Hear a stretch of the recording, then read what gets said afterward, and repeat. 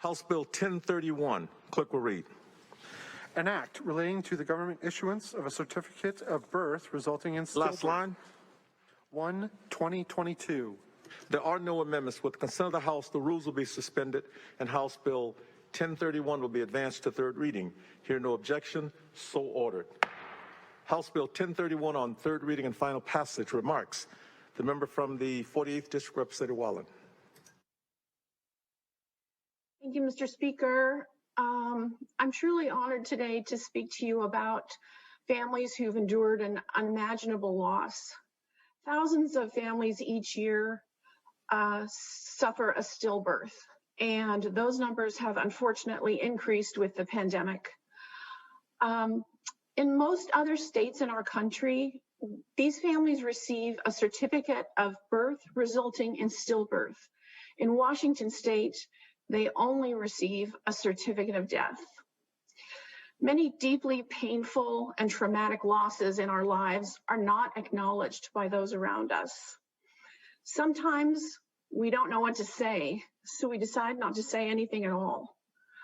And when our community does not acknowledge a loss that we have suffered, it increases the pain and the trauma and creates an awful isolation. And that trauma can lead to long-term consequences for the families who go through this. So this bill will simply create a new process in our state to issue a certificate of birth resulting in stillbirth, an official recognition by our community of what the family has gone through. And I hope it will provide some comfort to families in their most terrible moments when a long anticipated member of their family is immediately lost. This bill was brought to me, Mr. Speaker, by my constituents, and I have a note from one of them. I wonder if I might read a couple of lines. Please proceed. Even the morning scent of earth is not the same because she does not breathe it. I respectfully request the body's support. Thank you. The member from the 25th District, Representative Jacobson. Thank you, Mr. Speaker. I am the mama of a stillborn son. His name was Matthew, and he would be 41 this year. So I thank the good lady from the 48th. I'm so glad to acknowledge these precious little ones who are loved, as she said, from the beginning and long anticipated. So while we all value those lives, there is going to be a mixed vote on this because of some potentially troublesome language in the bill. Thank you.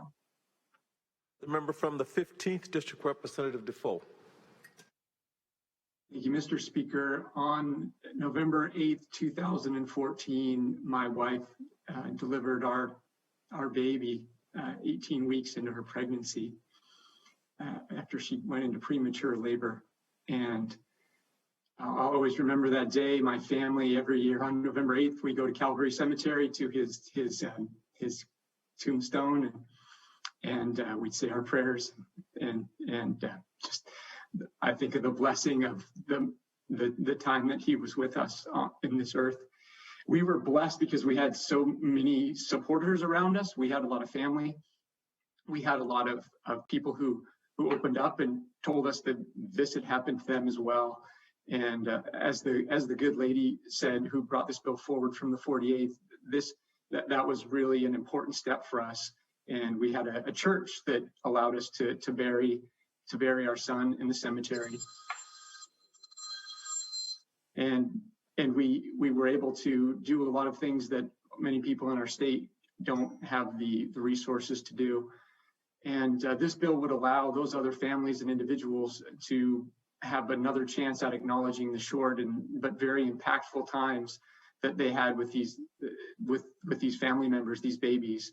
And Mr. Speaker, I would also say that this bill is an important acknowledgement from the legislature that unborn babies are in fact human life and should be respected and protected as such.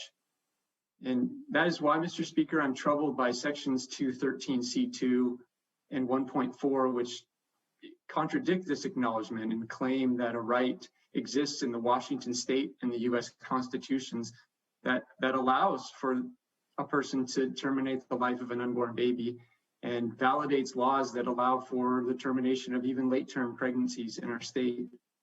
Mr. Speaker, I don't believe that the U.S. Constitution or the Washington Constitution includes any such protection, and I don't support laws that do the same.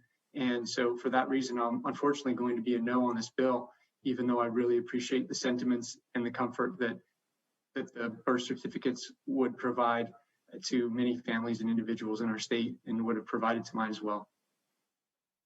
Further remarks? Seeing none, the question before the House is final passage of House Bill 1031. The whips need to be recognized to excuse members. The Speaker's about to start the roll call machine. The Speaker has started the roll call machine. Has every member voted?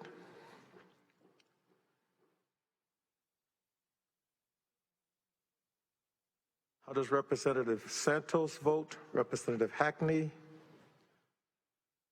Representative Goodman? Dent? Would Representative Hackney like to vote orally, please? Very good. Thank you very much. This is helpful. Thank you. Okay. Would Representative Hackney like to vote with us today? Representative Goodman. Representative Santos. The rostrum will attempt to call the members.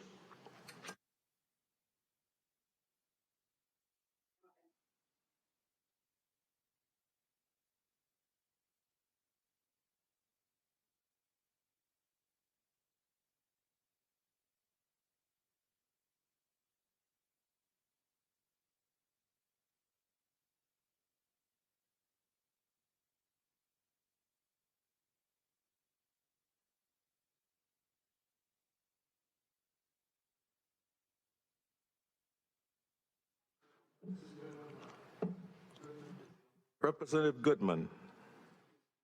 Representative Goodman votes aye. Representative Goodman votes aye. Does any member wish to change their vote? The Speaker's about to lock the roll call machine. The Speaker has locked the roll call machine. Clerk, take the record, please.